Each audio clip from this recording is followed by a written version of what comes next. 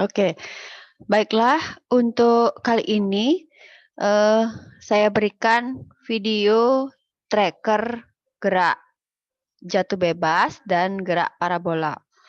Oke, dalam video akan saya berikan contoh analisis gerak jatuh bebas dari sebuah benda. Oke, perhatikan. Nah, di layar rekaman video sudah ada sebuah benda, sebuah bola ini ya, yang nanti akan dilepaskan dari ketinggian tertentu. Nah, kemudian nanti bola ini akan kita tracking, kemudian kita analisis hasil gerakan yang dihasilkan. Oke, nah ini sudah saya lakukan tracking, nanti kita tinggal analisis hasilnya. Oke, saya akan play videonya sekarang. Nah, ya, jadi bisa dilihat dalam gerak ini ketika bola mulai dijatuhkan, kita mulai men-tracing gerakannya dari titik 0 yang pertama, kemudian titik ke-1, kedua, ketiga, seterusnya sampai terakhir saya ambil di titik yang ke-7. Kita perhatikan lintasan yang dihasilkan, ini adalah berupa lintasan fungsi posisi Y terhadap waktu. Jadi ini adalah posisi dalam arah vertikal terhadap waktu tempuh bola tersebut ketika mulai dijatuhkan. Nah, perhatikan bahwa ternyata grafik posisi terhadap waktunya ini berbentuk grafik melengkung seperti ini. Ya, berbentuk grafik melengkung. Ya. Nah, hal ini menunjukkan bahwa untuk gerak jatuh bebas ini merupakan salah satu contoh dari gerak lurus berubah beraturan. Nah, coba kita buktikan sekarang melalui tabel data. Perhatikan untuk tabel data yang ditunjukkan, kita lihat posisi Y-nya ini berubah ya, makin lama gerakannya tentu posisi Y-nya akan makin bertambah ya. Kemudian kecepatannya dalam arah sumbu Y juga terlihat bertambah ya. Nah, perhatikan percepatan yang dihasilkan. Percepatan yang dihasilkan ini menghasilkan nilai percepatan yang relatif sama, yaitu sekitar 9,8 meter per sekon kuadrat.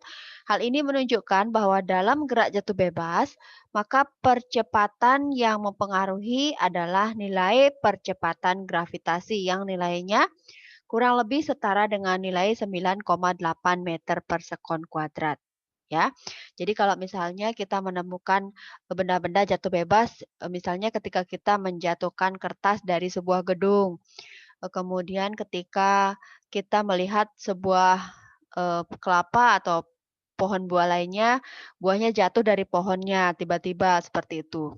Ya, jadi itu adalah salah satu contoh gerak jatuh bebas di mana gerak jatuh bebas ini merupakan salah satu contoh aplikasi gerak lurus berubah beraturan, di mana dalam gerak jatuh bebas, percepatan yang mempengaruhi secara alamiah itu adalah percepatan gravitasi bumi. Mengapa demikian? Karena peristiwa gerak ini terjadi di bumi.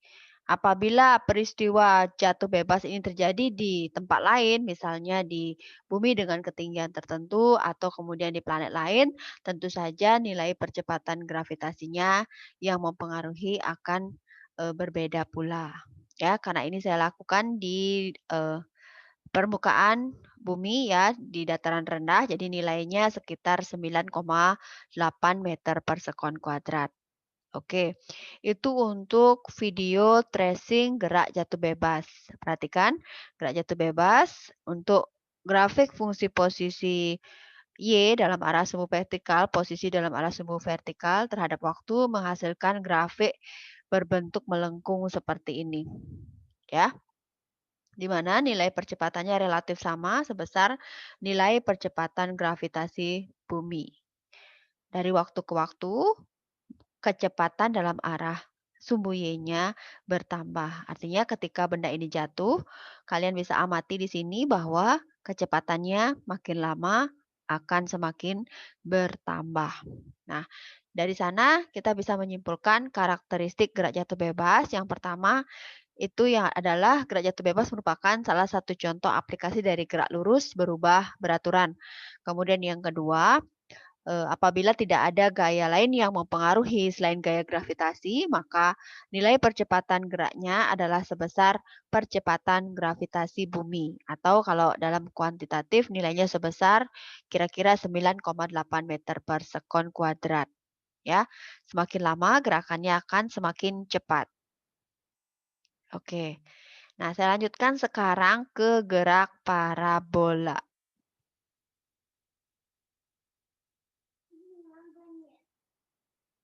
Oke.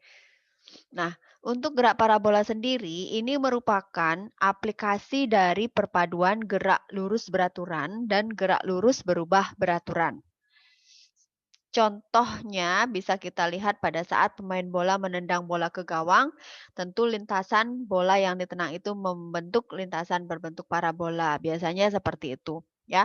Nah, salah satu contohnya yang bisa kita amati di laboratorium, kemudian kita lakukan tracing gerakannya adalah ketika kita melempar bola dari ketinggian meja tertentu, kemudian bola dilepaskan dan kita lihat hasil gerakannya akan seperti apa. Nah, ini adalah salah satu contoh gerak parabola yang sebagian ya, parabolanya belum sempurna, tidak sempurna namun sebagian. Tapi mudah-mudahan bisa menunjukkan tentang karakteristik gerak parabola. Oke, ketika kita mulai tracing gerak parabola ini, coba perhatikan ya. Nah,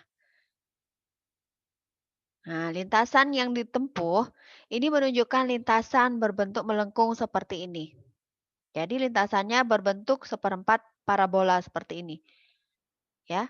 Nah, kalau kita lihat juga lintasan dalam arah sumbu X-nya seperti ini, juga merupakan lintasan eh, dari fungsi posisi dalam arah sumbu horizontal terhadap waktu. Kalau yang Y ini adalah fungsi posisi terhadap posisi terhadap sumbu Y atau vertikal terhadap waktu.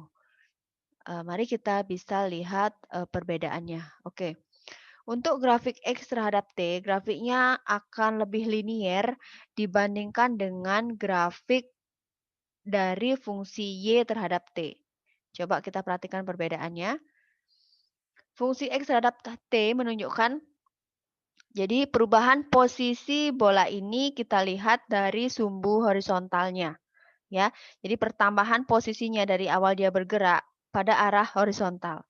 Sedangkan untuk posisi Y terhadap T, ini bisa kita lihat pertambahan posisinya dari dia mulai bergerak ke arah sumbu Y, ke arah sumbu vertikal. Nah, grafik dalam arah sumbu Y ini ternyata grafiknya lebih melengkung dibandingkan dengan grafik pada sumbu X. Ya, oke, lihat perbedaannya. Nah, dari tabel juga kita bisa mendapatkan data bahwa ternyata nilai kecepatan arah sumbu Y itu ternyata bertambah. Oke, sedangkan kecepatan dalam arah sumbu X nilainya relatif tetap. Relatif sama 0,9, 0,8, 0,7. Ini relatif tetap. Ya, bandingkan dengan perubahan kecepatan arah sumbu Y. Artinya apa? Di dalam gerak parabola terdapat dua perpaduan gerak, yaitu gerak lurus beraturan dan gerak lurus berubah beraturan. Gerak lurus beraturan, gerakan ini ditunjukkan dalam arah horizontal atau dalam arah sumbu X. Jadi nilai X-nya ini kita amati ya. Kemudian untuk gerak lurus berubah beraturan itu bisa kita amati dalam karakteristik grafik pada arah sumbu Y atau arah vertikal. Ya. Jadi sebuah benda bisa melakukan atau mengalami gerak parabola apabila benda tersebut mengalami dua jenis gerakan. Yang pertama adalah gerak lurus beraturan dan gerak lurus berubah beraturan. Ya, dalam gerakan ini, gerak lurus beraturannya itu bisa kita deteksi dari karakteristik gerakan pada arah sumbu X.